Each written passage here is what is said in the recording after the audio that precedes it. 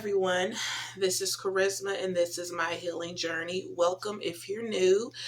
Um, Hello. I'm just going to get into it.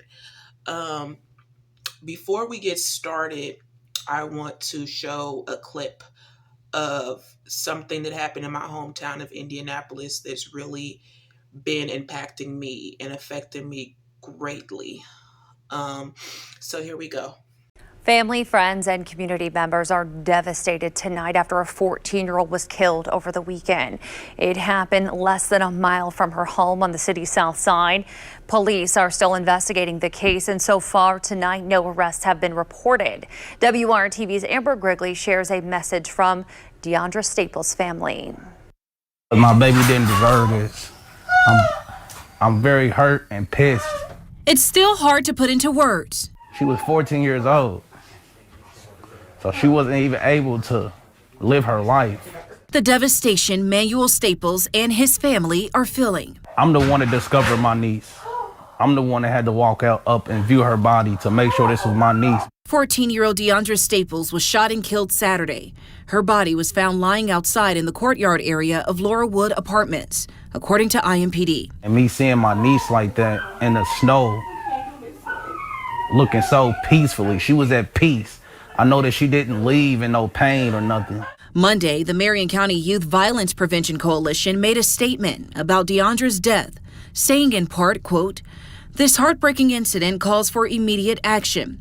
We must come together, parents, educators, community leaders, law enforcement, and youth advocates, to ensure that our young people are safe, supported, and given the tools to thrive in a violence-free environment." You know what you did. You know it was wrong. Please turn yourself in. And I'm just gonna make sure that my niece's memory live on. And I'm gonna do what I need to do. I'm Amber Grigley, WRTV. Well, today, IMPD Chief Chris Bailey posted on X saying we cannot accept this kind of violence in our community, and someone knows something. He asked for anyone with information to call IMPD Homicide, or you can also contact Crime Stoppers. So that is a clip of a little girl. She was 14 years old, and she just, from what the story from other news reports are saying, she left out with some kids who she, I guess, thought were her friends, and then she wound up dead. It's been impacting my mental health because I don't know why. It's just like, I guess, number one, because I'm from Indianapolis myself.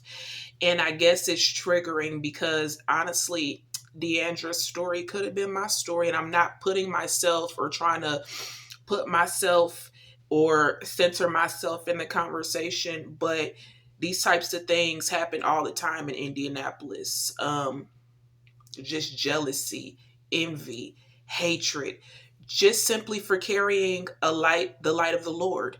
I look at Deandra's pictures and her dancing, and she was just beautiful. That baby was beautiful and didn't deserve that. And I think about how they did me when I was her age. Obviously, maybe I wasn't murdered, but this is a story that I have held inside for so long that brought me so much shame and so much pain. And people ridiculed me and laughed at me and made fun of me all throughout high school for it. I remember being like an outcast in the neighborhood. I had was playing the violin. I'm the only person in the hood with a violin, just trying to do good, trying to do right. Just trying to stay out the way and just not having no friends, wanting the desire and the friendship of the neighborhood kids so bad. And would have did anything just to have a friend, just to be included, just to be accepted. And one day, I remember two of the neighborhood kids, they invited me. They said, "Hey, do you want to come out and play?" And I was so excited. I wouldn't even use the bathroom. I had to pee, but I was so excited. I just wanted to go outside and play. But that was about 13. But I felt something off. Like as soon as they told me to come out, as soon as we started walking, it's like they knew where they were going. They knew the direction that they were going.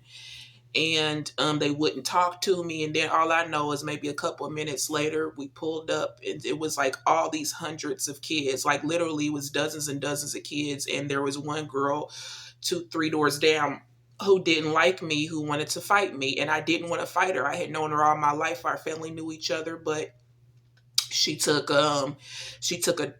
wasn't even the first person who, threw the first punch. It was actually a guy. He was this big old fat guy named Wu. He was our age. He was like 16, 17. And he just hauled off and punched me in my face, sucker punched me from the side where I couldn't really see. And then the girl, her name, I should say her name, but I'm not. I'm not gonna give her any attention. And she wrapped a metal dog chain around her fist and pummeled me with it. And I didn't want to fight. But I had to fight to get her off of me. And then I just lost heart. And I stopped fighting. Because I couldn't understand why a girl I knew my whole entire life, we knew each other since we was babies, why she was doing me like that. I didn't know.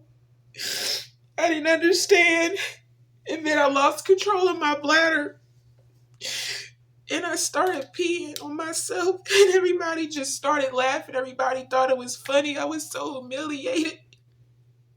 I just ran off. I guess her goal had been accomplished. So they stopped. It was so bad that I had to switch schools. I moved with my auntie from my grandpa's house. Because I was so ashamed that everybody knew about it. And they just thought it was funny. Like, nobody cared. It was just funny. And that's just when the isolation started. And then that's just when other stuff started happening. That's around the same time other stuff started happening. That's around the same time. Oh, so much. I can't even talk about it in this video because it gets worse.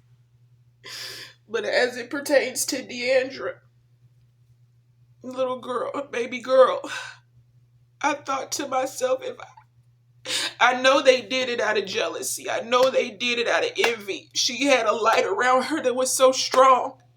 And people, when they don't have that light, and they want to stamp it out in you, and so they killed baby girl. And I've been going through the midst of my own spiritual attacks, fast forward even now.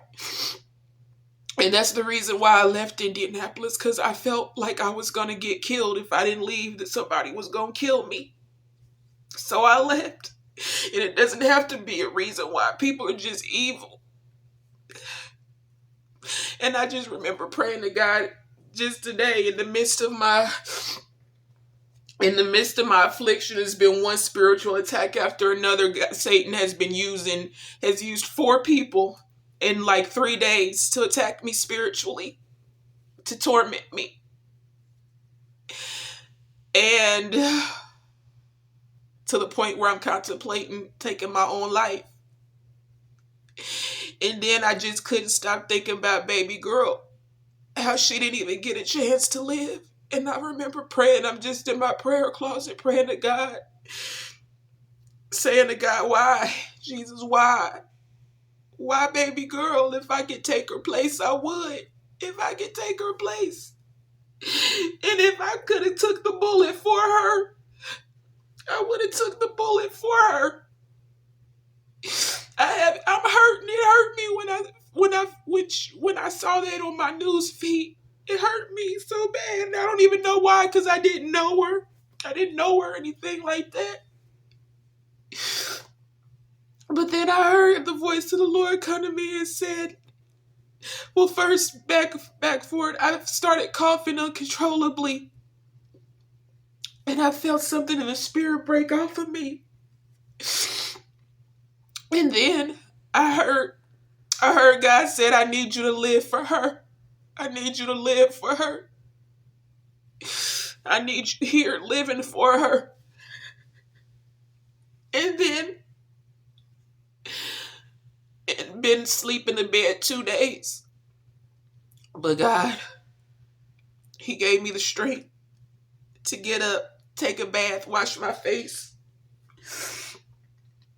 put on some clothes, and come on YouTube. Now there's a million things. All I got on my mind hardly is money. I need, I'm trying to hold on and hold out. Losing jobs. One job I lost for calling the CPS because one of my clients was being abused. I saw the marks. I saw the interactions with the parents. I said something's not right.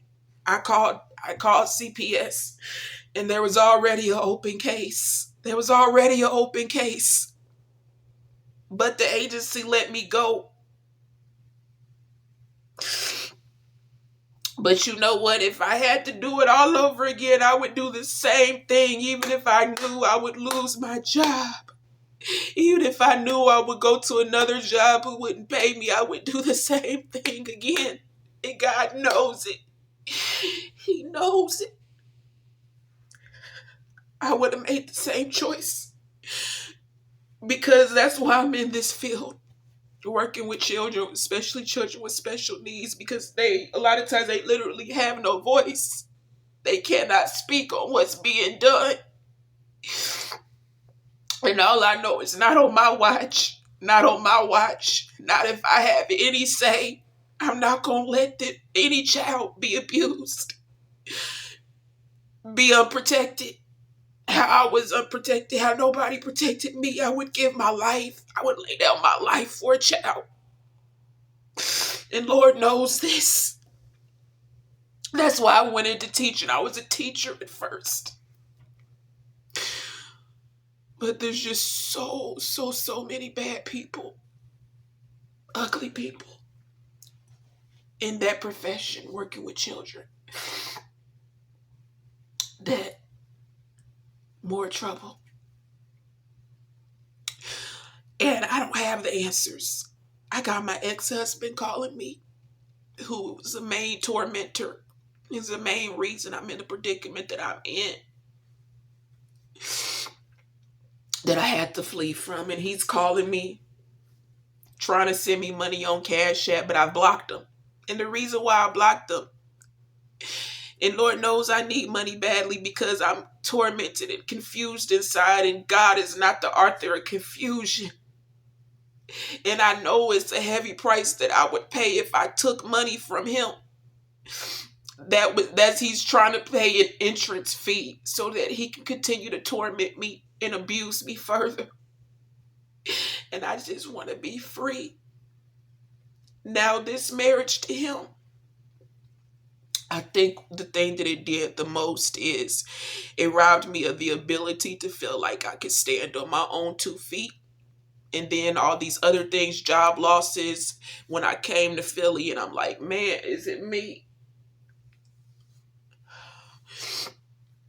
But God revealed to me it has nothing to do with me. It's just the state of this world, this evil world. And I've backslid and I've made decisions out of desperation, just trying to survive. And I'm in a place right now that God has had to correct me. God has had to, some bad things have happened, real bad. And some real bad people. But God removed them. And I'm in this period of waiting. I'm in a season of waiting. I'm waiting on the Lord. I mean, I could give my blood. I could do DoorDash, and which I did try, but God has literally told me He does not want me to do that. If God said do it, but I know the consequences of disobeying God. He told me He doesn't want me doing those things. And I'm holding on. I'm holding on for my breakthrough. And I don't have the answers. And I'm not on here complaining about my situation. But I don't even have a therapist right now. My therapist threw in my face that I lost my job, and I stood my ground and stood up for myself and said, I don't like the way you're treating me. I don't like the way you're talking to me. Do not throw that in my face. And they disconnected services, and I don't have a therapist anymore. Once again, do I regret it? No. Because a lot of times in these mental health spaces, like I said, not everybody's in these professions, these helping professions, for the right reason. And a lot of times when they work with vulnerable populations, some people don't have no business working with vulnerable populations, because there's people out there who will kick you when you down, whether they're a therapist or not. They do it for their own personal sick pleasure. And so God took me out of that situation. So, but at the same time, I can't hold this all inside. I can't keep blaming myself for the actions of other people. But what I can do is stay strong. Stay strong to the best of my abilities and keep on with this YouTube ministry. Because I haven't felt this type of attack. Spiritually, physically, mentally, everything is being attacked. My finances, my jobs, my home situation, everything. When I decided to be obedient to God and do this YouTube thing and take it seriously. But I know God has a purpose. He has a purpose even for the things I'm going through. There's a purpose for the pain that I'm going through. And that's why I keep pushing. Even through the pain, through the sickness, through the trials, I'm still pushing. And I push for baby girl who didn't even get a chance to get her driver's license, who didn't even get a chance to go to prom, who didn't get a chance to live her life. Ultimately, God wants us to do it for ourselves. To push for ourselves, but I want to do it for baby girl too. I want to live and hold on and hang on for her, because her death's not in vain. It's not. Her death's not in vain. So I tell y'all all the time, pray for me, and I pray for y'all. And I'm right here in a situation where I'm standing in the need of prayer, just to wait on God's timing, because it's so easy for us to want to do things our way, get impatient, and then that's when things get messed up. So I'm just asking. I pray to the Lord up above, just give me the patience to hold on and hold out until my change comes. And I ain't never stop believing in God's goodness and mercy and grace, because I know on the other side is my healing. I know I'm already healed. I'm already set free. It's just hard right now. So I'm going to just keep pushing, keep praying, stay vigilant. And that's all I gotta say for right now. For my day ones, y'all probably curious, like, where's Charisma been? And I've been going through it. You know, these are hard times in a hard land right now, but I know who can save me and set me free. I know who got the last say. I know who got the last word. Now, if I tell y'all to keep pushing, I gotta talk it and walk it both. But the strength ain't coming from me. It's not coming from me. It's coming from Jesus. That's the only way that was the only way I was able to get on here and fight the shame to even get on here on this platform today. Because the enemy will keep you shut up and in silence. And sometimes it's not even other people telling you. It's the shame that's telling you, be quiet, shut up. But no, I gotta say something. I got to, because we overcome by the word of our testimonies. So I can't be quiet on this. I can't shut up. I've been quiet long enough. And what has being quiet ever got me? More abuse, more pain, more suffering? No. God forbid. There's power.